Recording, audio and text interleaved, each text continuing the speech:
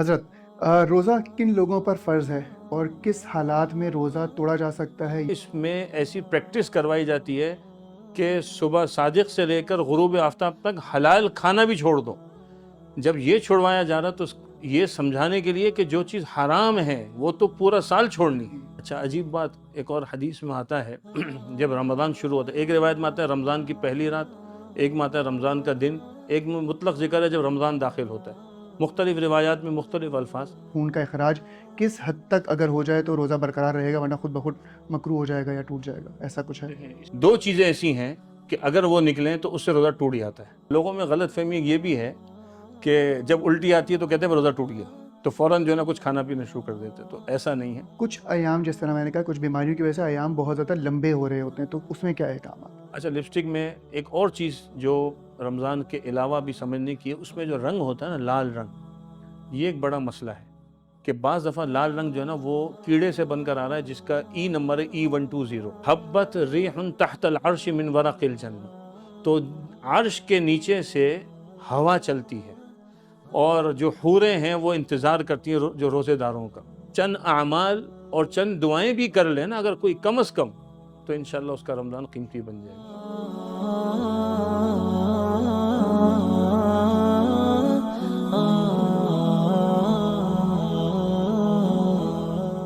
अस्सलामुअलैकुम। रमज़ान गुज़र रहा है, चल रहा है। इसी तरह रमज़ान से रिलेटेड बहुत सारे ऐसे सवालात जो कि डिफरेंट मोड ऑफ़ लाइफ़ में हमें फ़ेस करने पड़ रहे होते हैं, और हम चाहते हैं कि कोई ऐसा शख़्स जो कि मुस्तनद जवाब दे सके। हम गूगल करते हैं, हमें बहुत सारे डिफरेंट जवाबात कभी-कभी मिलते हैं जो कि शायद मुस्तनद भी नहीं होते, या कभी-कभी हमें कन्फ्यूज़ कर देते हैं। इसी तरह एक एपिसोड लेकर आए हैं आपके लिए जो कि दीनी लिहाज से रोज़े के दौरान अहकामात और किन वजूहात की वजह से, क्या-क्या मामलात की वजह से रोज़ा तोड़ा जा सकता है, रखा जा सकता है, किन लोगों पर रोज़ा फ़र्ज़ नहीं है, और रोज़े की क्या-क्या चीज़ें हो सकती हैं। आपका सवाल जो हो सकता है वो कोशिश करेंगे कि इस एपिसोड में पूछें। हमारे साथ मौजूद हैं मुफ्ती सुफ़ियान बुलंद साहब। सर, अस्सलाम वालेकुम। वालेकुम अस्सलाम व कैसे हैं हज़रत? कैसे हैं मिज़ाज? कैसे? अल्हम्दुलिल्लाह, अल्लाह का फ़ज़ल। कैसे गुज़र रहा है रमज़ान? अल्हम्दुलिल्लाह। अच्छा हज़रत, हम कोशिश करते हैं अपने प्रोग्राम में कि कुछ ऐसे सवालात पूछें जो कि लोगों के लिए बहुत कॉमन होते हैं, और हम शायद चाहते हैं कि सवाल करें, लेकिन हमें शायद मुस्तनद जवाब नहीं मिलता, या हम खुद ही किसी अपनी मसरूफ़ियत में वो सवालात भूल जाते हैं। सबसे पहले अगर मैं आपसे सवाल करूँ, रोज़ा क्या है और इसकी फ़ज़ीलत क्या है? अल्हम्दुलिल्लाहि व कफ़ा व सलामुन अला इबादिहिल्लज़ीना इस्तफ़ा, अम्मा बअद, फ़अऊज़ु बिल्लाहि मिनश शैतानिर रजीम, बिस्मिल्लाहिर रहमानिर रहीम। या अय्युहल्लज़ीना आमनू कुतिबा अलैकुमुस सियाम कमा कुतिबा अलल लज़ीना मिन क़ब्लिकुम लअल्लकुम तत्तक़ून। इस आयत करीमा में अल्लाह ताला ने रोज़े को भी बयान किया है, रोज़े की आसानी को भी बयान किया है, और रोज़े के मकसद को भी बयान किया। फरमाया कि तुम पर अल्लाह ने रोज़ों को फ़र्ज़ किया जैसे पिछली उम्मत पे था। तो ऐसा ना समझे कि हम पर ही आए, पिछली उम्मत पे भी रोज़े थे। और रोज़े का मकसद क्या? लअल्लकुम तत्तक़ून, ताकि तुम तक़वा इख्तियार करो। तक़वा किसका नाम है? हम जब आम दिनों में सुनते हैं, बातचीत होती है, तो और आम माशरे में कहते हैं बड़ा मुत्तक़ी आदमी है। मुत्तक़ी आदमी, तक़वे का मतलब है गुनाह को छोड़ना। सही। बहुत ज़्यादा इबादत करता है वो आबिद होता है। तक़वा क्या है? छोड़ने को कहते हैं। तो रमज़ान आता है गुनाहों के छुड़वाने के लिए, इसीलिए इसमें ऐसी प्रैक्टिस करवाई जाती है कि सुबह सादिक से लेकर गुरूब आफ्ताब तक हलाल खाना भी छोड़ दो। जब ये छुड़वाया जा रहा तो ये समझाने के लिए कि जो चीज़ हराम है वो तो पूरा साल छोड़नी। तो ये खुलासा है रोज़े का कि हम गुनाह छोड़ने वाले बन जाएं। अच्छा, अब इसमें हुस्न कैसे पैदा हो? जैसे हमने अपने बात बड़ों से बात सुनी है कि जब करने वाले काम नहीं करोगे तो ना करने वाले काम में लगना पड़ेगा। तो रोज़े में अब गुनाह छोड़ने हैं, तो अब उस में गुनाह से हटने के लिए रंग भरना शुरू कर दो अच्छे अमल का। एक तो दिन में हो गया रोज़ा, रात में हो गई तरावी, ये तो दो बड़े अमल हैं। बिल्कुल। हदीस में आता है मन साम रमज़ान ईमानन व इहतिसाबन गुफ़िर लहू मा तक़द्दम मिन ज़म्बी, कि जो रोज़ा रखे ईमान के साथ, इस उम्मीद पर कि अल्लाह अजर देंगे, अल्लाह उसके पिछले सारे गुनाह माफ़ कर देते सुभान हैं। अल्लाह। यानी इतनी सी नियत की, अल्लाह ने गुनाह माफ़ कर दी। और आगे फरमाया वमन क़ाम रमज़ान ईमानन व इहतिसाबन गुफ़िर लहू मा तक़द्दम मिन ज़म्बी, कि जो आदमी रात को क़याम करे اس نیت سے کہ ایمان بھی ہے اور اس نیت سے کہ اللہ اجر دے گا اس پہ، تو اللہ اس کے پچھلے گناہوں کو معاف کر دیتا ہے۔ سبحان اللہ، ایک روایت میں لیلۃ القدر کے لیے بھی یہ فضیلت وارد ہوئی ہے۔ بالکل تو اب یہ دو تو بڑے عمل ہیں رنگ بھرنے کے لیے۔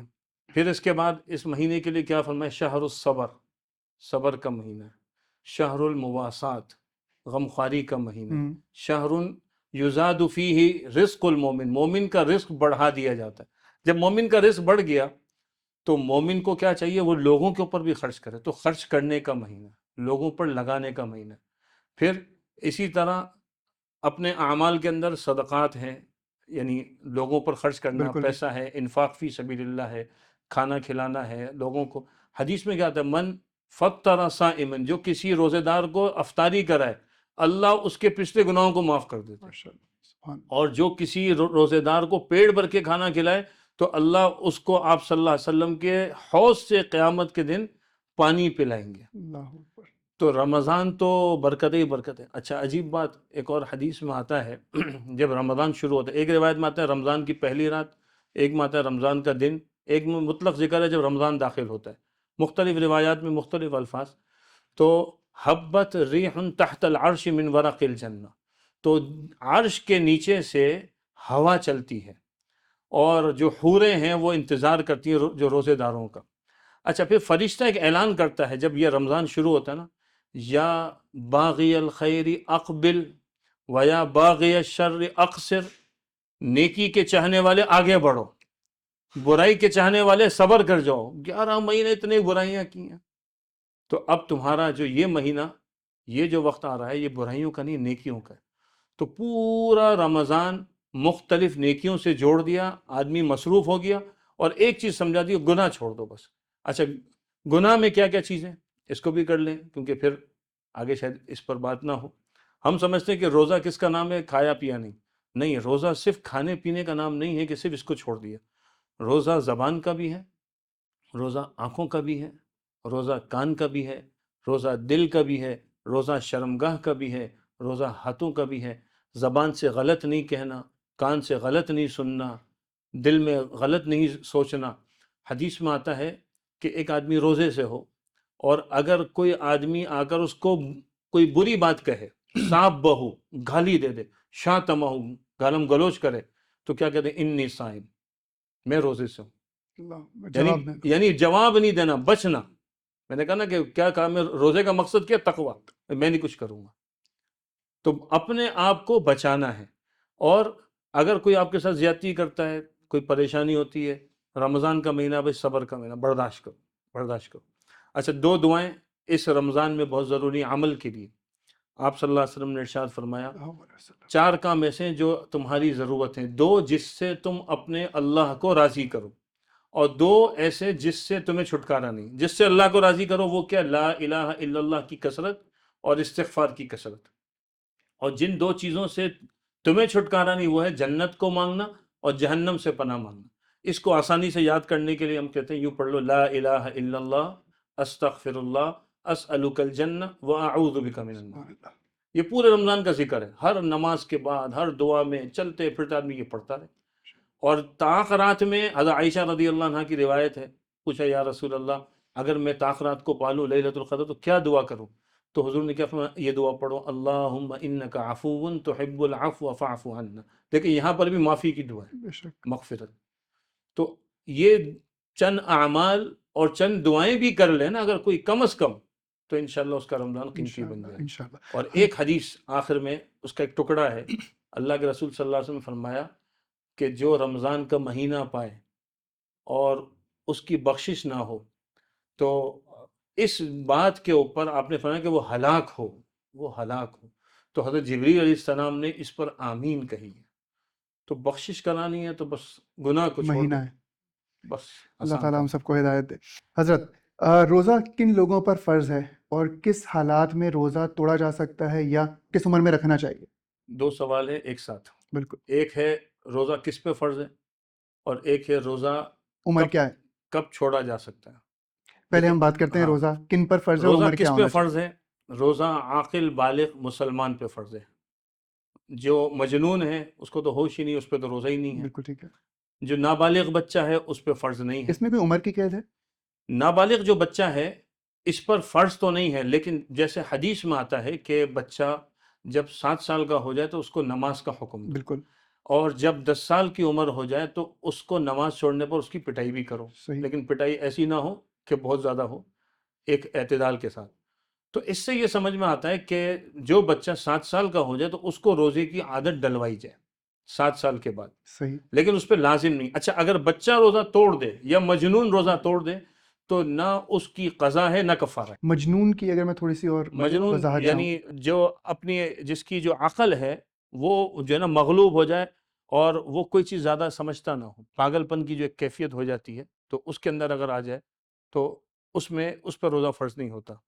تو اب یہ جو بچہ ہے اس کی روزہ رکھوانا شروع کر دیں، لیکن فرض اس پر بالغ ہونے کے بعد ہوگا۔ بلوغت کی کوئی خاص عمر کا تعین ہوا ہے کہیں پر بلوغت حدیث میں؟ کا تعین تو عمر کے حساب سے ہم اس لیے نہیں کر سکتے کیونکہ بلوغت کے جو نا اس کی علامت جب ظاہر ہوگی تو بلوغت ہو جائے گی۔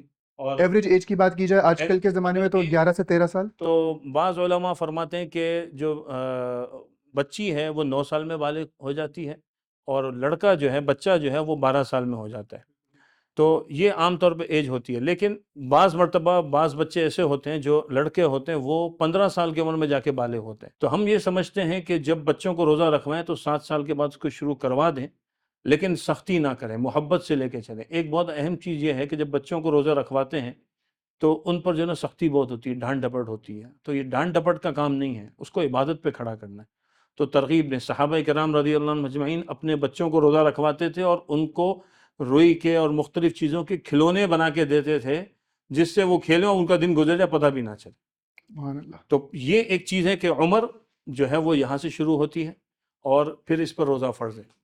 اب اگلی بات یہ ہے کہ روزہ جو ہے کون چھوڑ سکتا ہے؟ بالکل، کس پہ معاف ہے؟ ہاں، قرآن کریم یہ کہتا ہے فَمَن شَهِدَ مِنْكُمُ الشَّهْرَ فَلْيَصُمْ وَمَنْ كَانَ مَرِيضًا أَوْ عَلَى سَفَرٍ فَعِدَّةٌ مِّنْ أَيَّامٍ أُخَرَ، کہ جو اس مہینے کو پائے گا یعنی رمضان، اس پر روزہ فرض ہے۔ جس نے رمضان کا مہینہ پایا روزہ اس پہ لازم ہوگی، لیکن جو تم میں مریض ہے یا جو مسافر ہے تو اس کے لیے روزہ معاف شریعت نے کیا ہے۔ تو دو چیزیں بتائیں، ایک بیماری ہے اور ایک سفر ہے۔ بیماری کا کوئی تعین؟ ایک حدیث کے اندر بیماری کے حوالے سے یوں ذکر کیا ہے، رخصت میں جو باقاعدہ نام دیا ہے کہ دودھ پلانے والی عورت اور وہ عورت جو حاملہ ہے، پریگننٹ ہے، تو شریعت نے ان کے لیے رعایت دی ہے۔ اور اسی طرح ایسی بیماری جس کی وجہ سے روزہ اگر وہ رکھے گا تو اس کی جان کو خطرہ ہے، یا جان کو خطرہ نہیں، کسی عضو بدن کو خطرہ ہے، کوئی بھی عضو ہے کسی کا، اب مختلف بیماری ہیں، تو اس کی وجہ سے کہ وہ روزہ نہیں رکھ سکتا تو اس کو شریعت نے پھر رخصت دی کہ وہ بعد میں رکھ لے۔ اس کا تعین کیا مریض خود کر سکتا ہے یا کسی ڈاکٹر کے کہنے پہ جو مستند ان کا ڈاکٹر ہے اگر اس نے کہا ہے اور میں سمجھتا ہوں میں روزہ رکھ سکتا ہوں، میرے ڈاکٹر منع کر رہا ہے کسی وجہ کو دیکھتے ہوئے، تو کیا یہ جائز ہے کہ ڈاکٹر کے منع کرنے پہ میں روزہ چھوڑوں؟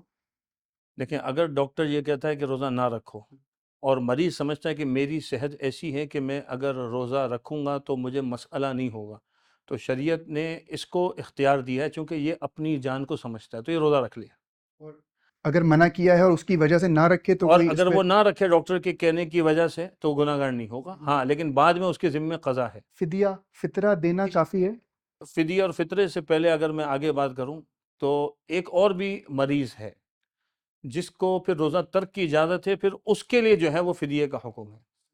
تو ایک تو ہم نے کہا نا مریض کوئی بھی مرض ہے، اب مختلف امراض ہیں، ہر ایک کی الگ نوعیت ہوتی ہے، اب وہ اس وقت کی نوعیت کو علماء سے پوچھے، اپنے ڈاکٹر سے پوچھے کہ میرے لیے کیا ہے۔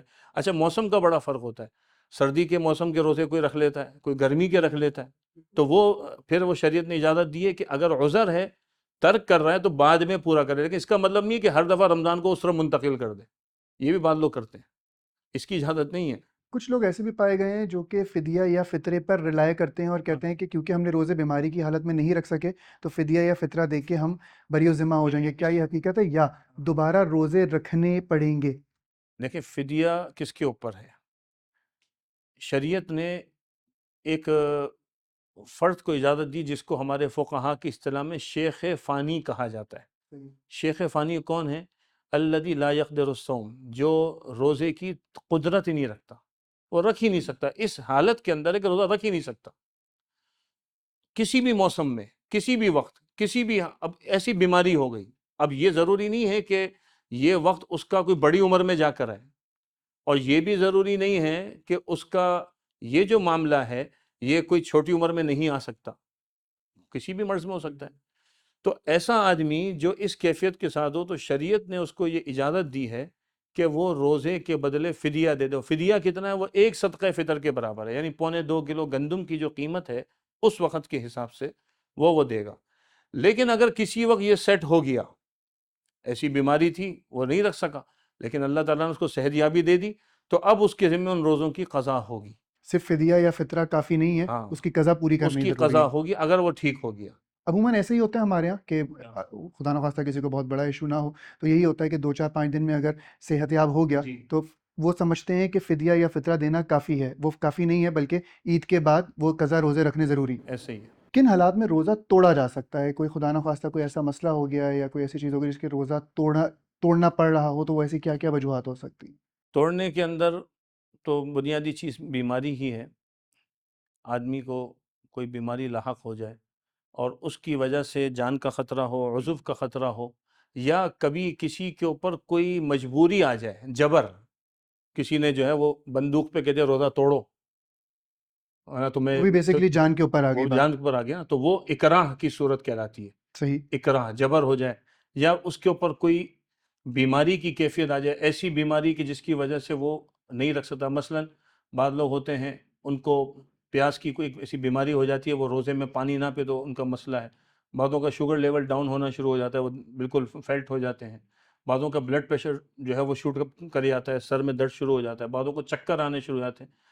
تو کوئی بھی بیماری ہے اس کے اندر شریعت نے پھر اجازت دی ہے، اس وقت پوچھ کر آدمی روزہ توڑ سکتا ہے۔ لیکن یہ جو توڑنا ہوگا، اس میں چونکہ عذر تھا تو توڑنے کی وجہ سے اس کے اوپر صرف قضا ہوگی، کفارہ نہیں۔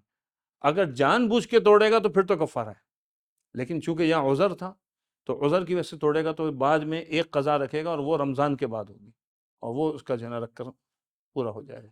خدا نہ خواستہ کسی کا کوئی ایکسیڈنٹ ہو جاتا ہے یا کہیں خواتین کچن میں کام کر رہی ہوتی ہیں اور کٹ لگ گیا چھری سے یا کسی چیز سے، تو کیا روزہ برقرار رکھنا ضروری ہے یا اس کو توڑا جا سکتا ہے؟ خون کا اخراج کس حد تک اگر ہو جائے تو روزہ برقرار رہے گا، ورنہ خود بخود مکروہ ہو جائے گا یا ٹوٹ جائے گا؟ ایسا کچھ ہے؟ دیکھیں، اس میں دو باتیں جمع ہو گئی ہیں سمجھنے کی۔ روزہ جو ٹوٹتا ہے وہ ایک اصول ہے شریعت کا، الافطار مما دخل لا من خرج۔ جو روزہ ٹوٹتا ہے نا، وہ کسی چیز کو داخل کرنے سے ٹوٹتا ہے۔ بالکل ٹھیک ہے۔ کوئی چیز نکلے اس سے روزہ نہیں ٹوٹتا، اخراج سے نہیں ٹوٹتا۔ اخراج سے، لیکن دو چیزیں ایسی ہیں کہ اگر وہ نکلیں تو اس سے روزہ ٹوٹ جاتا ہے۔ بدن سے اگر دو چیزیں ایسی ہیں وہ نکلیں تو روزہ ٹوٹ جاتا ہے۔ بالکل ٹھیک ہے۔ ٹھیک ہے نا؟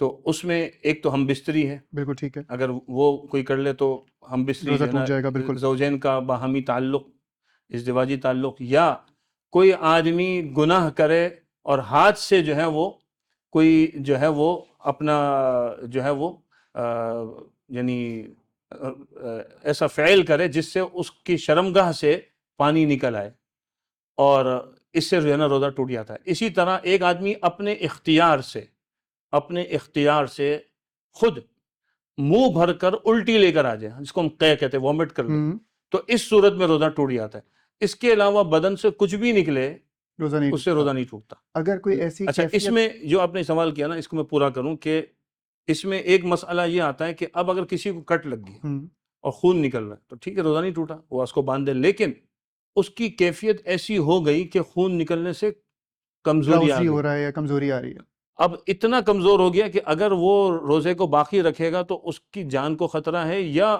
بہت زیادہ فیلٹ ہونے کا خطرہ ہے، تو پھر یہ وہی بیماری والی کیفیت ہوگی، اور اس کو پھر حکم ہے کہ پھر وہ روزہ توڑ سکتا ہے۔ لیکن ابھی روزہ ٹوٹا نہیں ہے کیونکہ خون نکلا، کوئی بات نہیں۔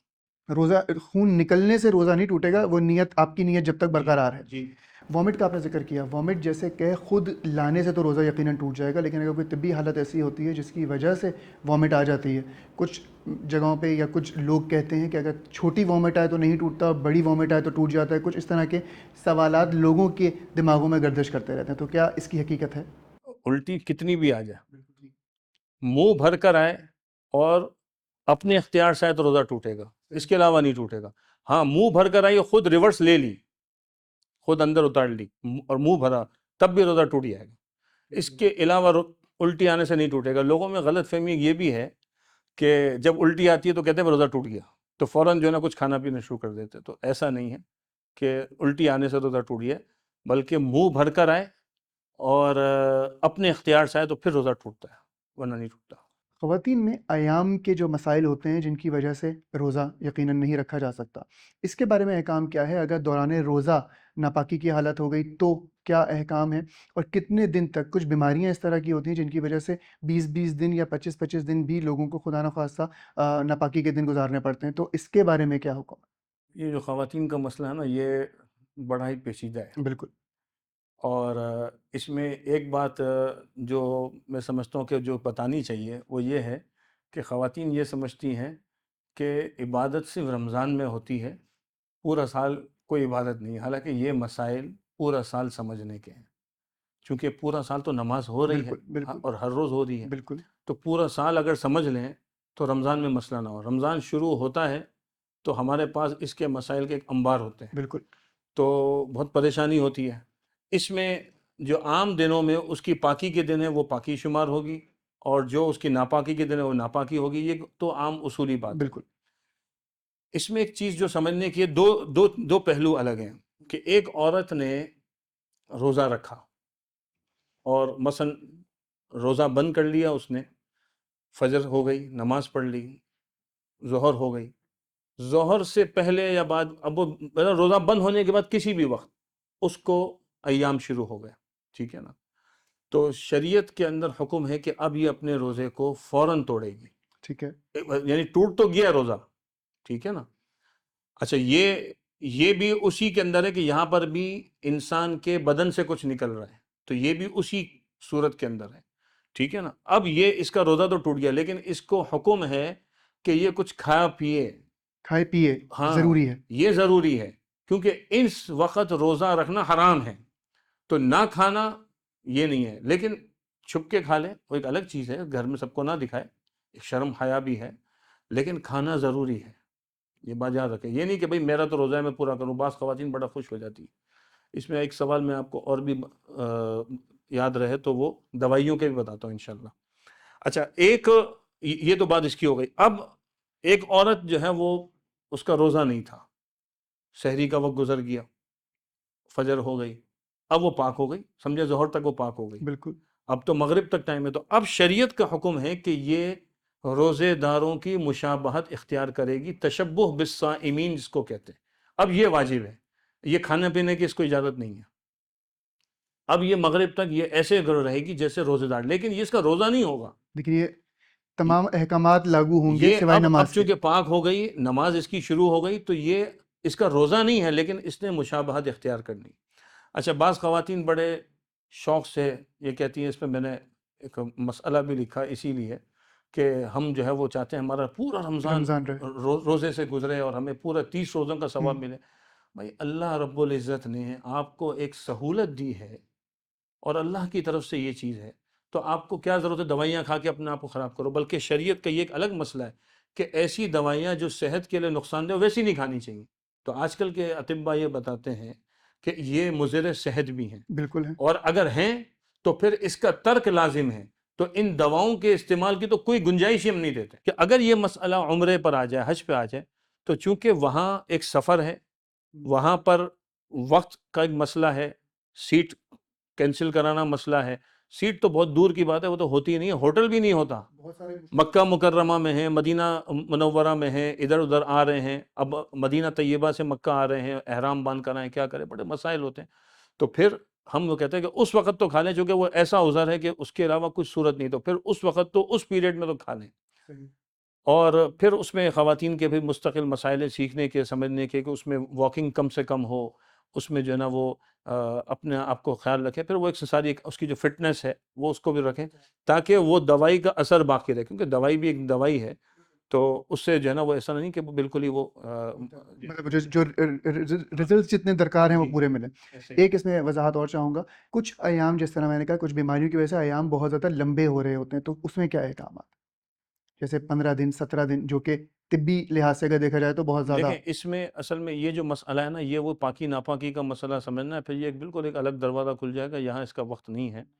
تو اس میں بس میں یہ کہوں گا اتنا آسانی سے کہ شریعت میں عورت کے لیے جو ناپاکی کے کم از کم دن ہیں وہ 3 دن ہیں اور زیادہ سے زیادہ 10 دن ہیں، یہ ہمارے فقہ حنفی کے اندر ہے، تو ہم فقہ حنفی کی بات کر رہے ہیں۔ اور پاکی کے دن جو ہے نا 15 دن ہوتے ہیں عام طور پر، جو ہمارے ہاں پاکی عورت کی جو ایک معیار شریعت نے قائم کیا ہے۔ تو اگر اس کے جو پاکی کے دن ہیں اس میں وہ روزہ رکھے اور ناپاکی کے دن میں نہ رکھے۔ ہاں بعض اوقات یہ ہوتا ہے کہ کسی عورت کی ناپاکی کی عادت ہے، مطلب اس کو ناپاکی کے ایام رہتے ہیں 6 دن یا 7 دن، اور اس کی جو ہے وہ ناپاکی طویل ہو گئی، بڑھ گئی، ابھی 6-7 دن میں اس کا جو ہے وہ ایام رکے نہیں، 8 دن ہو گئے، 9 دن ہو گئے، تو پھر شریعت کہتی ہے کہ ابھی روزہ نہیں رکھے گی یہ جب تک پاک نہ ہو جائے۔ لیکن اگر یہ 10 سے اندر اس کے ایام بند ہو جاتے ہیں تو پھر ہم یہ سمجھیں گے کہ اس کی عادت بدل گئی، ٹھیک ہے نا؟ تو اب اس کے بعد اس کا روزہ شروع ہو جائے گا، بس سمجھے کہ 9 پر اس کی 7 کی عادت تھی، 9 پہ بند ہوا تو اب یہ 10 سے روزہ رکھے گی۔ لیکن اگر اس کی عادت یوں ہوئی کہ اس کا خون بڑھتا رہا اور 12ویں روزے یعنی 12ویں دن پہ جا کے بند ہوا، تو ہم یہ سمجھیں گے کہ اس کی عادت تھی 7 ہی، اب جو پچھلے جو دن اس کے بغیر روزے کے گزرے ان 5 دنوں کی قضا کرے گی۔ صحیح۔ ٹھیک ہے، اور یہ روزہ برقرار رکھیں گی دوبارہ مطلب 12ویں دن سے روزہ رکھیں گی؟ 12ویں دن سے روزہ ہوگا اس کا۔ اچھا، روزے میں کچھ ایسے معاملات ہوتے ہیں جس کی وجہ سے غسل واجب ہوتا ہے، لیکن سحری کا ٹائم قریب ہوتا ہے تو سحری کر کے روزہ رکھ لیا جائے اور غسل فجر کے ٹائم کے بعد کر لیا جائے۔ ظاہری بات ہے نماز نہیں ہوگی اس میں، لیکن بعد میں کر لیا جائے۔ کوئی حرج نہیں ہے، آدمی جو ہے سحری پہلے کر لے اور فجر کا وقت بھی داخل ہو جائے تو اس کے بعد غسل کر لے، یہ ہمیں حدیث سے بھی ملتا ہے۔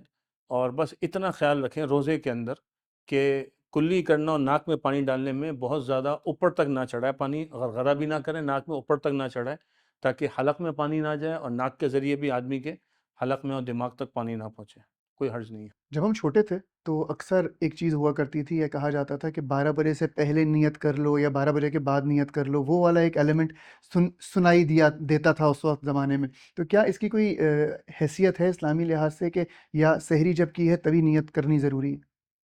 ویسے کیا آج کل بھی کوئی اس طرح کا ہے؟ تو آج بھی کسی نے بولا ہو کہ میں چلو 12 تک تو ٹائم ملا ہوا سوچتا رہتا ہوں۔ دیکھیں 2 باتیں اس میں الگ ہیں، ایک ہے روزے کی نیت اور وہ کیا ہوتی ہے، اور دوسرا ہے نیت کا آخری وقت وہ کیا ہوتا ہے۔ نیت کہتے ہیں دل کا ارادہ۔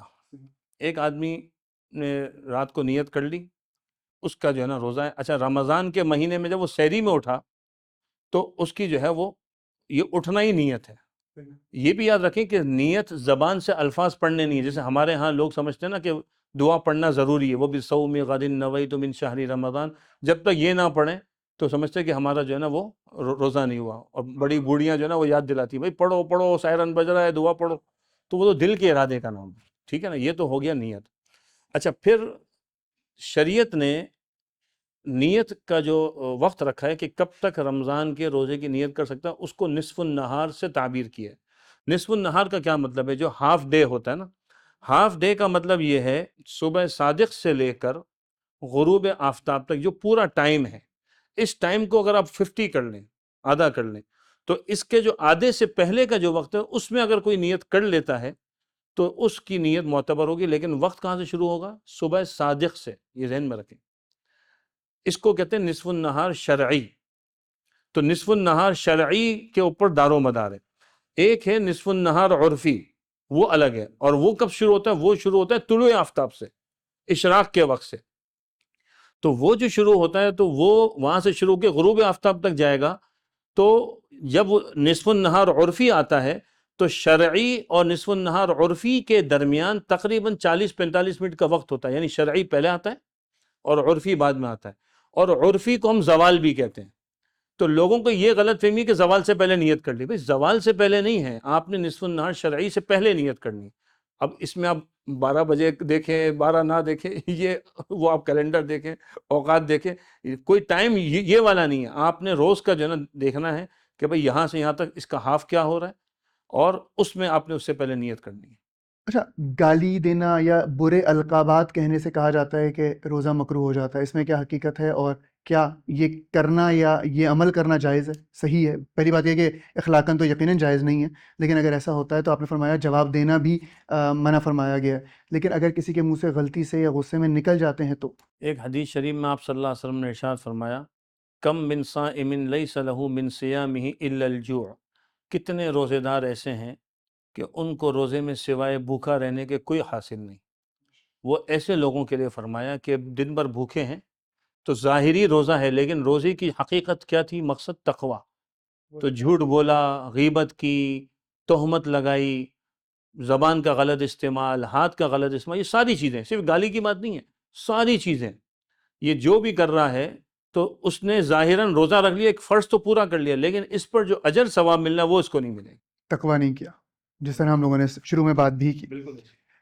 دوائی ڈالنا کان میں، آنکھ میں، ناک میں، اس کے بارے میں کیا ہے؟ بہت سارے لوگ کہتے ہیں کہ کہا جاتا تھا پہلے کہ حلق میں جب تک نہ جائے تو نہیں ہوتا، لیکن کان کا کیونکہ راستہ کہیں نہ کہیں کہا جاتا ہے کہ حلق سے تک جاتا ہے، تو کیا کان میں ڈالنا یا آنکھ میں یا ناک میں دوائی ڈالنا جائز ہے دوران روزہ؟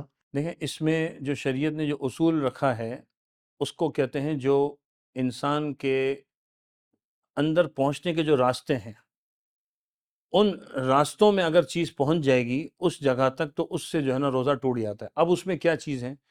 اس میں اگر ہم باہر کی طرف دیکھیں تو ہم آنکھ، کان اور ناک کی بات کرتے ہیں عام طور پہ، لیکن ایک اندر کے راستے ہیں جو مرکزی راستے ہیں، جس کو شریعت جوف سے تعبیر کرتی ہے۔ جوف ویسے تو پیٹ کو کہتے ہیں، لیکن اس سے مراد ہے خلا۔ تو اس میں جو ہے وہ پیٹ بھی شامل ہے، پیٹ کے ساتھ انتڑیاں بھی شامل ہیں، اور اس میں جو ہے وہ دماغ بھی شامل ہے، اس میں حلق بھی شامل ہے، ٹھیک ہے نا؟ یہ پورا اس کا امام ابو یوسف رحمۃ اللہ علیہ کے نزدیک تو جو پیشاب کی تھیلی ہے، مثانہ جس کو ہم کہتے ہیں، تو وہ بھی شامل ہے۔ امام صاحب کے ہاں تو ہے، ورنہ ہمارے یہاں فتویٰ اس پہ نہیں ہے، لیکن بہرحال بعض صورتوں میں اس میں حکم ہوتا ہے کہ ٹوٹ جاتا روزہ۔ اچھا، یہ تو وہ چیزیں۔ اب آنکھ کے ذریعے جو چیز ڈالی جا رہی ہے تو وہ کیا حلق تک پہنچتی ہے؟ ناک کے ذریعے جاری وہ حلق تک پہنچتی ہے، کان کے ذریعے پہنچتی ہے؟ تو ہم آنکھ کا دیکھتے ہیں تو روزے کی حالت میں سرما لگانا جائز ہے، آپ صلی اللہ علیہ وسلم سے ثابت ہے، لہٰذا آنکھ کے ذریعے کوئی بھی دوا ڈالی جاتی ہے تو روزہ نہیں ٹوٹتا۔ ناک کے ذریعے اگر کوئی دوائی ڈالی جاتی ہے تو روزہ ٹوٹ جاتا ہے، کیونکہ اس کا اثر جو ہے وہ حلق تک پہنچتا ہے۔ مسئلہ آ گیا کان کا۔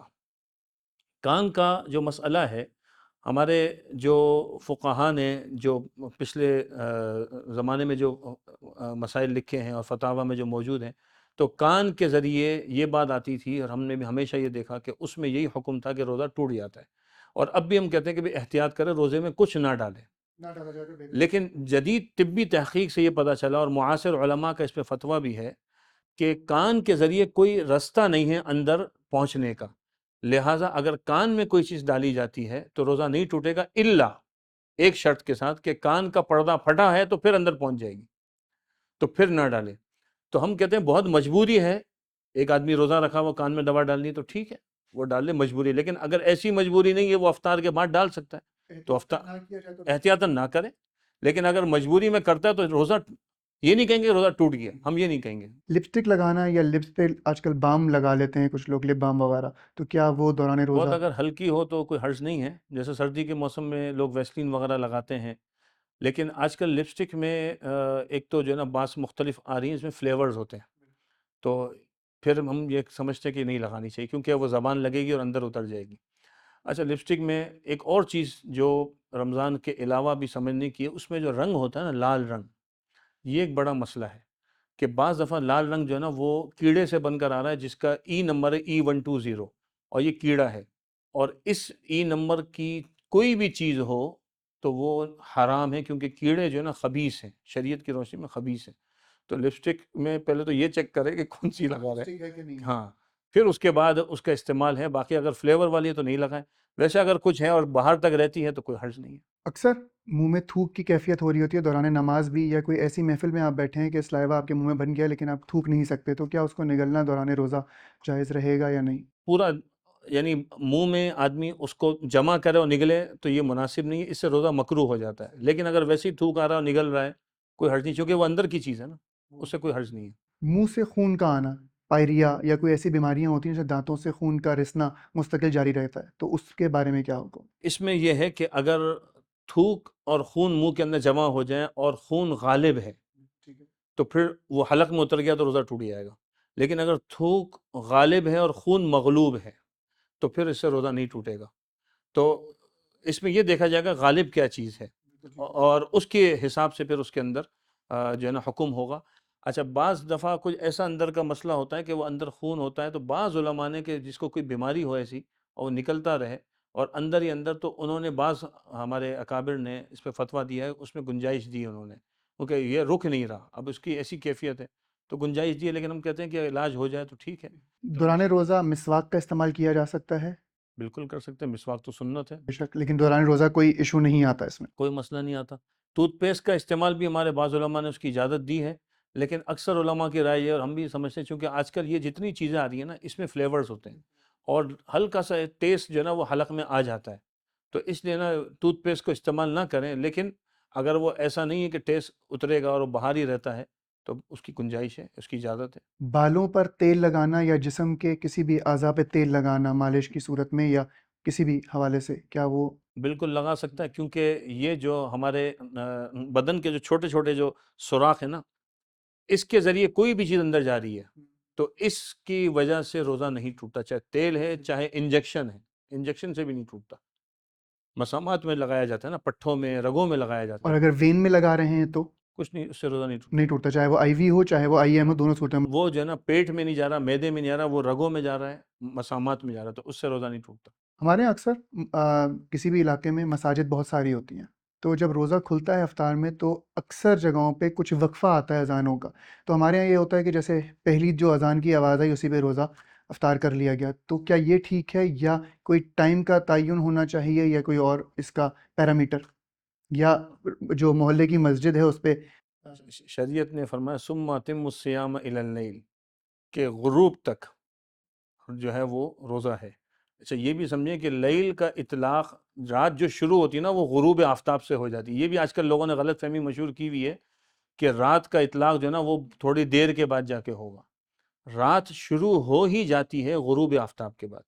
اب اذان دیر سے ہو رہی ہے، اذان وقت پہ ہو رہی ہے، سائرن پہ کھل رہا ہے، پہلی مسجد ہے، دوسری مسجد ہے، یہ ساری چیزیں آپ کے پاس کیلنڈر ہونا چاہیے جو اوقات کا ہے اور اس میں سارے وقت ہوتے ہیں۔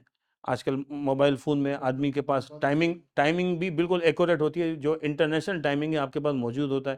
آپ کے ہاتھ کی گھڑی ہے، گھر کی گھڑیاں، وہ تو پھر بھی آگے پیچھے 2-4 منٹ ہو سکتی ہیں، لیکن جو آپ کا انٹرنیٹ سے ٹائم کنیکٹ ہوتا ہے اس کو آپ دیکھ لیں۔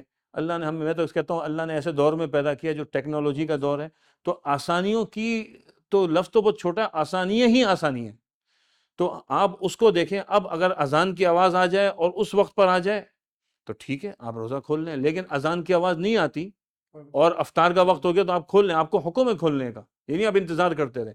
تو پہلی اذان دوسری اذان اس کا نہیں، اور افطار کی طرح یہ سحری میں بھی ہے کہ بھئی کبھی کسی مؤذن نے اذان دے دی دیر سے تو آپ بیٹھے ہوئے، آپ نے کہا بھئی اذان ہوئی تھی، نہیں بھئی آپ کو شریعت نے جو حکم دیا وہ صبح صادق کا دیا، تو آپ صبح صادق کو دیکھیں۔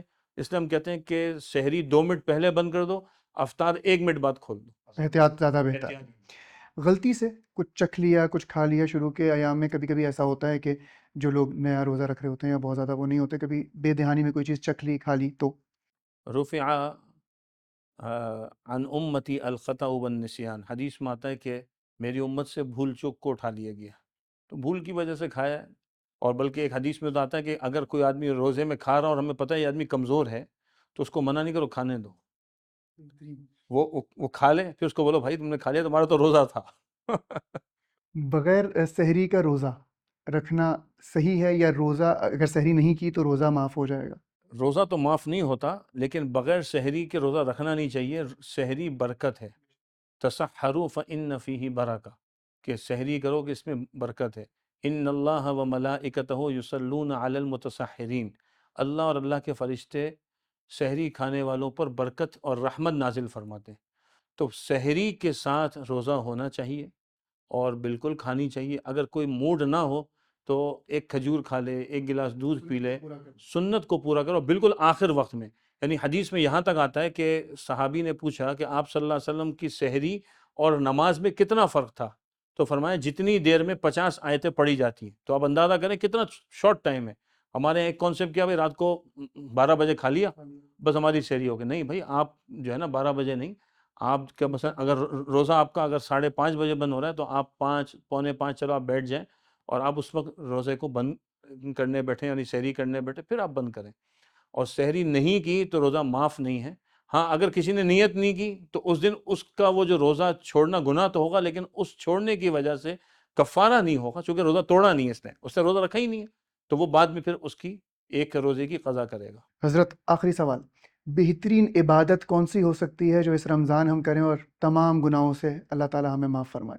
بہترین عبادت یہ ہے کہ اپنے دل سے سب کو معاف کر دے۔ اس رمضان کی اور اس زندگی کی سب سے بہترین عبادت یہ ہے کہ اپنے دل میں کسی کے لیے برائی نہ ہو، اور جنتی ہونے کا یہ فارمولہ ہے۔ آپ صلی اللہ علیہ وسلم نے ایک صحابی کے متعلق فرمایا کہ جنتی ہے، جب اس کے اعمال کو معلوم کیا تو اس نے بولا یہ عمل مجھے لگتا ہے کہ یہ عمل ہوا، تو اس رمضان میں یہ سیکھ جائیں بس۔ ایک ضرورت ایسی بھی ہے کہ کچھ لوگ کلر کا استعمال کرتے ہیں، کچھ ضروریات ہوتی ہیں، کچھ معاملات ایسے ہوتے ہیں، آفس جانا ہے یا کچھ بھی، جس کی وجہ سے کلر لگانا ضرورت پڑ جاتی ہے کسی نہ کسی صورت میں، تو کیا روزے میں کلر لگانا جائز ہے؟ بالکل جائز ہے، کوئی حرج نہیں ہے، رنگ لگا سکتے ہیں، لیکن رنگ سیاہ نہ ہو، یہ تو عام حالات میں بھی منع ہے، اس کے علاوہ جو بھی رنگ ہے وہ لگا اس میں سکتے کوئی ہیں۔ عمر کا بھی تعین ہے؟ کہیں پہ سنا میں نے کہ 40 سال سے اوپر ہو جائیں تو رنگ لگانا بھی تھوڑا سا اوائڈ کرنا چاہیے؟